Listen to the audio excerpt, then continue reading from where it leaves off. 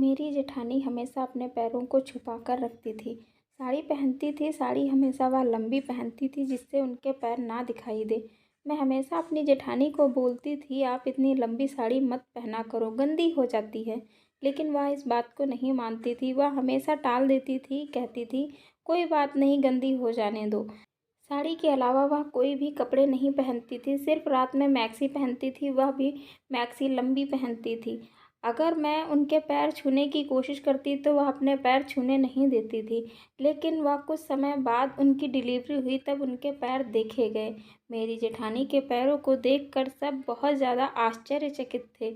आस पड़ोस की औरतें भी तरह तरह की बातें बनाने लगी थी। मेरी जेठानी घर पर डिलीवरी नहीं कराना चाहती थी, वह अस्पताल जाना चाहती थी, लेकिन कुछ परेशानियों की वजह से घर में ही हमें डिलीवरी करानी पड़ी।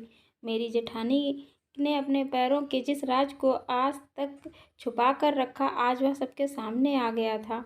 अब लोगों का ध्यान मेरी जेठानी के जो लड़की हुई उस पर कम और मेरी जेठानी के पैरों पर ज़्यादा था। डिलीवरी कराने के वक्त जिन औरतों ने भी मेरी जेठानी के पैर देखे थे, उन लोगों ने मेरी जेठानी के पैरों के बारे में पूरे गांव में बात बनानी शुरू कर दी थी।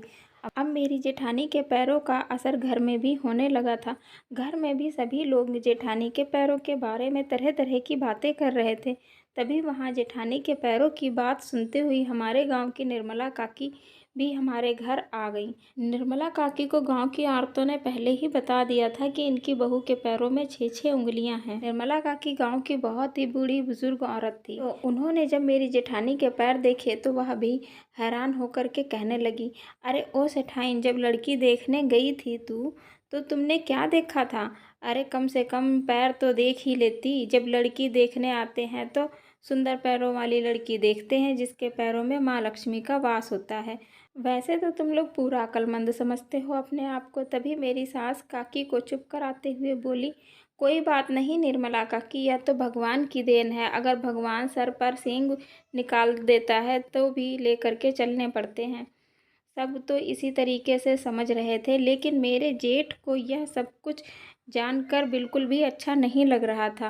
अब तो उनके दोस्त भी मजाक में कहने लगे थे कि तेरी पत्नी के पैरों में तो 6 उंगलियां हैं, जिसकी वजह से वह अपनी पत्नी के साथ अब आए दिन लड़ाई झगड़े करते रहते थे। जेठ जेठानी में रोज झगड़े होने लगे थे, जिस झगड़ों को देख करके मेरी सास बहुत परेशान रहती थी। मेरी सास एक दिन जेठानी को अस्पताल ले गई और मेरी जेठानी की 6 उंगलियों की सर्जरी करा दी।